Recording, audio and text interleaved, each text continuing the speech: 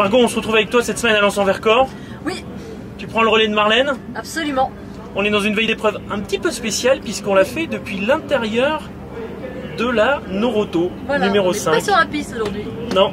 C'est du pédo. Bah déjà il fait froid et puis il y a du brouillard. Et puis on est bien au chaud à l'intérieur, je te l'accorde. Et puis ça change un petit peu d'habitude, voilà. Et puis c'est quand même assez unique de découvrir à quoi ressemble l'intérieur de la Noroto. Exactement. Bon, il y a un volant, ça aide. Ça c'est mieux, voilà, c'est pratique. Qui est réglable en hauteur et en profondeur. Puis pour les gens qui comprennent pas, il y a un truc jaune pour dire que ça va. Au cas où on ne soit pas trop sûr qu'on est droit. D'accord. Voilà, comme ça on sait mieux. Bon alors explique-nous un peu comment elle marche cette Noroto numéro 5. Bah écoute, alors des infos que tu as à l'intérieur, il n'y a pas grand chose. Hein. À part ici, je vois que t'es zoomé dessus. Ouais. Tu as les essuie-glaces, le dégivrage du pare-brise, les feux, le disjoncteur essuie-glace, bon ça je m'en suis jamais servi, le bouton start. Ici en bas on a le coupe-circuit. Disjoncteur, transpondeur, ça c'est pareil, je ne m'en suis jamais servi. D'ailleurs j'ai appuyé sur le bouton donc peut-être que je n'aurai plus de transpondeur. Et ensuite ici t'as la marche avant, marche arrière comme sur une voiture automatique puisque on vous le rappelle il n'y a pas de rapport dans cette voiture électrique. Et puis le petit liquide de lave-glace dont je ne me suis jamais servi non plus. Ça marche ça, il y a même un lave-glace. Oui absolument, je pense que c'est quand il y a pas mal de bitume et qu'il y a un peu de terre et qu'on a les éclaboussures des voitures de devant. Si on n'a pas la chance d'être en tête, et ben ça doit être utile, mais jusqu'à présent on s'en est jamais servi. Voilà. D'accord, et le gros boîtier là. Et sur ce gros. Alors attendez, je vais vous l'allumer, comme ça on va voir un peu mieux. Oh. Ici on n'a aucune info si ce ne sont les kilomètres/heure que je ne regarde jamais parce que parfois ça ne marche pas d'ailleurs. En plus c'est un peu difficile puisque c'est quand même basé sur la vitesse roue, donc parfois on va beaucoup plus vite, les roues patinent et donc il y a une vitesse roue importante alors qu'en vitesse au sol, enfin on n'est pas très rapide. Donc on a juste le launch control, voilà, qu'on peut armer, ça c'est pour juste pour prendre les départs. Comme ça permet d'avoir une meilleure motricité. Et puis ça se désenclenche au bout de, je crois que lorsqu'on est à 30 km/h et ça ne se remet plus. Après on a les paramètres de frein qu'on peut toucher, ça c'est pas nous qui touchons, ce sont les ingénieurs. Et puis comme autre info, eh bien, la charge de la batterie et la température des moteurs électriques. Du moteur électrique, pardon. Donc en course tu regardes quoi? Une fois que tu as mis le launch control quand tu es en course, là l'écran je ne le regarde jamais. Sauf si comme à l'Alpe d'Huez ma voiture tombe en panne et qu'il faut que je la rallume et que j'éteille et que je la rallume, là je regarde l'écran, mais sinon je ne le regarde pas du tout. Et d'ailleurs on peut baisser la luminosité. Voilà. Oh, il y a un mode nuit. Oui. Voilà. D'accord. On peut également régler la loi de pédale, c'est-à-dire savoir si on veut qu'elle soit très réactive ou moins en fonction des circuits. Oui, puisque alors c'est ce que tu nous expliquais là dans la preview de Lens-en-Vercors, c'est que sur ce circuit-là, comme il monte et il descend et qu'il y a beaucoup de virages, le plus dur c'est d'arriver à jauger quoi.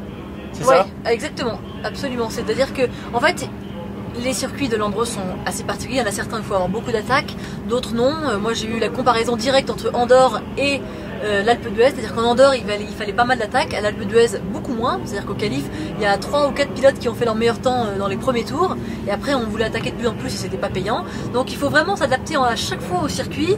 Et ici on a l'impression qu'il faut doser dans cette descente avec ces petits virages qui s'enchaînent et puis finalement non, il faut encore attaquer, alors on ne s'y retrouve plus. Donc on a vu les essais avant, tu fais 6ème. Oui.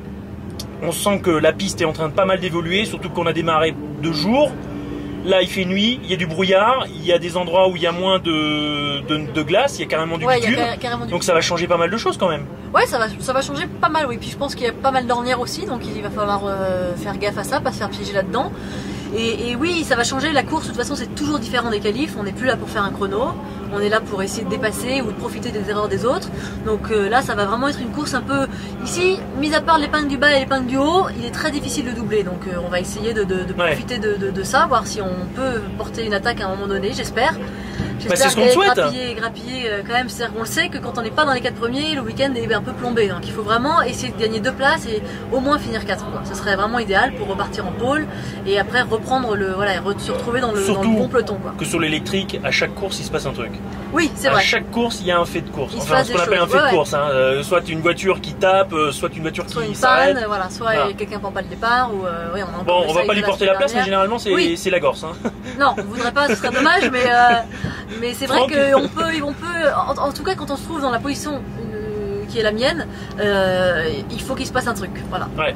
Il faut qu'il se passe un truc. Bon, définitivement, tu nous diras pas pourquoi tu as fait le moonwalk à Grand Valira. C'est le grand défi aux internautes. Ah si, je veux bien le dire. Ah oui, ça nous intéresse. C'était un pari idiot avec Christophe Ferrier. sur Viré, c'est férié. Sur Viré, c'est férié. Nice Côte d'Azur. Voilà, ça va dire Nice Côte d'Azur. C'était un pari vraiment de dire que s'il était en pôle, je faisais le moonwalk autour de sa voiture. Il était heureux, hein. C'était un beau pari quand même. C'était rigolo. Et c'était pas du tout préparé en plus. Pas du tout. Donc la spontanéité aide. Bah exactement. Écoute, en tout cas, bien réussi hein, ton moonwalk. Il est en ligne sur le site. J'ai vu, je l'ai revu, ça m'a bien fait rigoler. Et il est passé en live à la télé, alors bravo. Bon, on se retrouve après la course pour un petit bilan de fin de journée. Absolument. Bon, bah tout à l'heure.